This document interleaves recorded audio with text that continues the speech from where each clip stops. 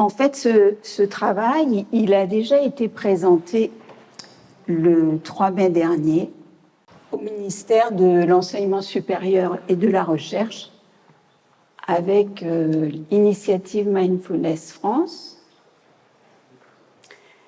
qui m'a demandé de l'accompagner pour présenter ce travail. Et puis, j'espère qu'on pourra le publier.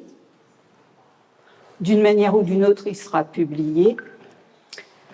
Il y a une vidéo que j'aimerais bien commenter en ligne, enfin un diaporama commenté. Et puis, il y a un rapport aussi qui doit être finalisé et rendu au ministère. J'espère avant Noël, mais c'est pas sûr. Alors, en fait, on a suivi une méthodologie scientifique pour faire cette étude et faire un état des lieux. Je vais aller assez vite. C'est une méthodologie Prisma, mais en fait, elle a demandé quand même 5 investigateurs pour recenser toutes les publications qui ont été publiées par les équipes françaises dans des revues à comité de lecture.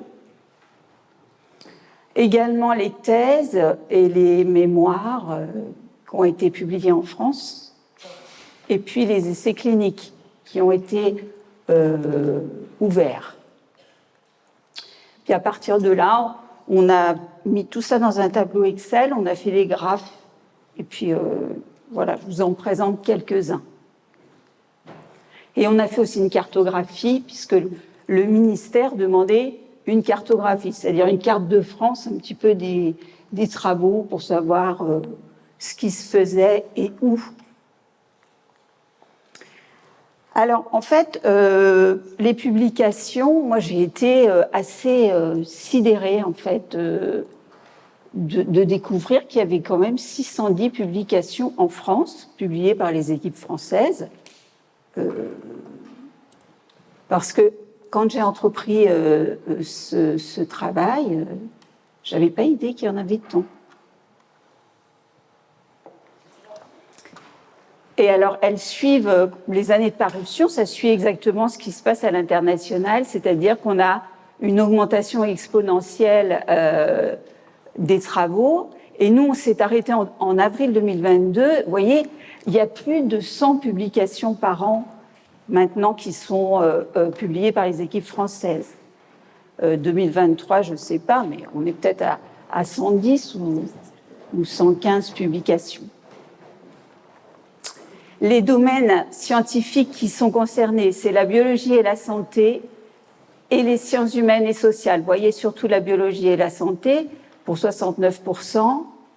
Donc j'invite ceux qui s'intéressent aux sciences de la Terre et de l'environnement, et puis aux maths et à la physique, à se pencher un petit peu sur le sujet.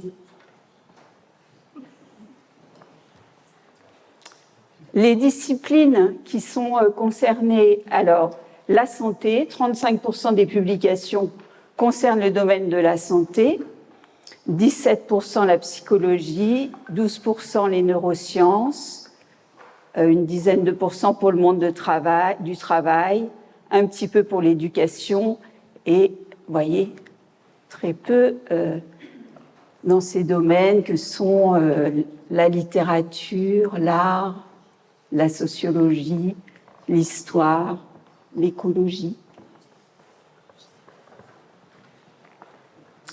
Les thématiques, là je vais aller assez vite, simplement j'ai choisi quelques thématiques santé. Vous voyez, il y a surtout des travaux dans les troubles mentaux liés au stress, les addictions, la douleur, chez les patients atteints de cancer, la dépression. Vous voyez, c'est un petit peu la tendance, je ne vais pas tout détailler, puisque ça sera rendu disponible prochainement.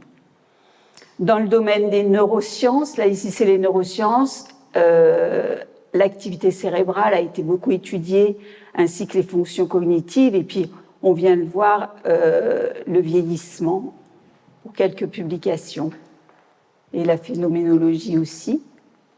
Et puis dans le monde du travail, le management, le stress, la performance au travail, le bien-être au travail.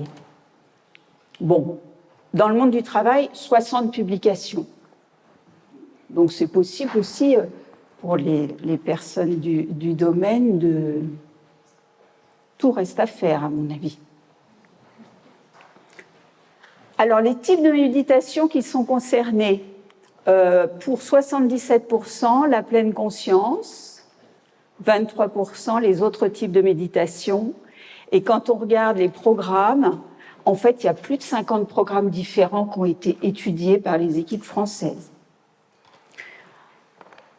La pleine conscience dispositionnelle, je ne rentre pas dans les détails, mais qui est cette capacité innée qu'on a d'être en pleine conscience, même si on médite, on n'est pas un grand méditant. Et puis, il y a vous voyez, d'autres types de méditation que la pleine conscience qui ont été étudiés. Bouddhistes, chrétiennes, hindous. Des articles de recherche pour 58%, des articles théoriques pour 42%. Ça, je ne vais pas rentrer dans les détails, c'est les designs des études, sachant que ce que j'avais envie de dire par rapport à ça, c'est que oui, il y a des études contrôlées avec des groupes contrôle, mais ce qu'il n'y a pas, voilà, à mon avis, qui manque, c'est les études qualitatives et ce qu'on appelle les études mixtes, c'est-à-dire qui allient à la fois des données qualitatives et quantitatives. Les auteurs sont essentiellement affiliés dans les universités et les établissements de recherche connus et les instituts, très peu dans les entreprises. Au niveau international, il y a plein de collaborations, essentiellement avec les États-Unis, le Canada et les pays européens, et très étonnamment, très peu avec les pays asiatiques, d'où émanent ces pratiques. Peut-être que ça, ce serait aussi à développer. Les thèses et les mémoires, elles suivent exactement le même décours. Et ce que j'avais quand même envie de dire ici, c'est que la première thèse qui a été publiée en 1831 sur la méditation, elle émane de l'Université de Strasbourg.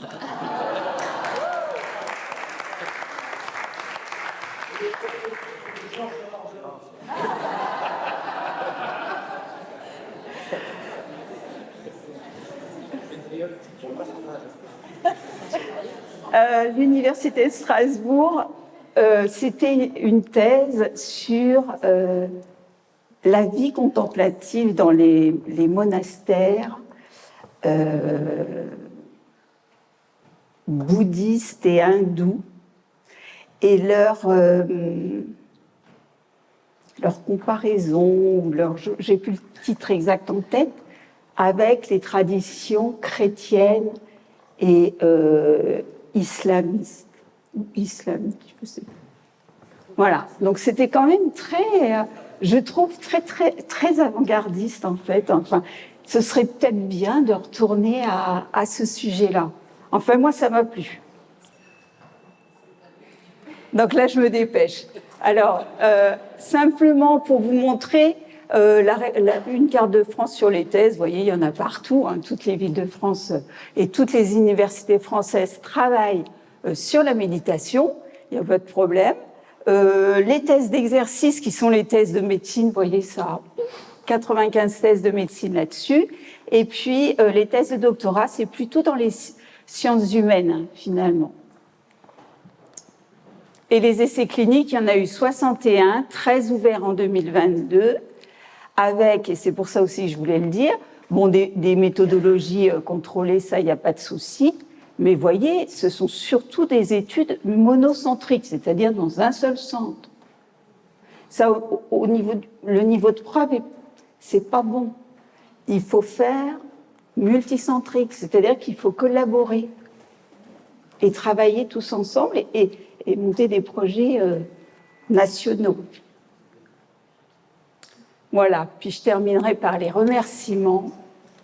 Les personnes qui ont contribué à ce travail. Alors, Laura Desmen et Élie Ledoux, qui travaillent avec moi à l'unité de recherche de l'hôpital de Dreux, l'unité de recherche Arc-en-Ciel.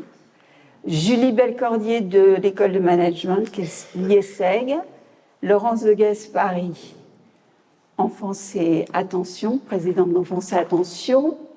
Et qui, voilà, et bien sûr, Jérôme Moselle, le président de l'initiative Mindfulness France, qui va vous parler cet après-midi, et bien entendu Jean-Gérard Blog, avec qui on est allé au ministère pour présenter tout ça. Voilà, merci.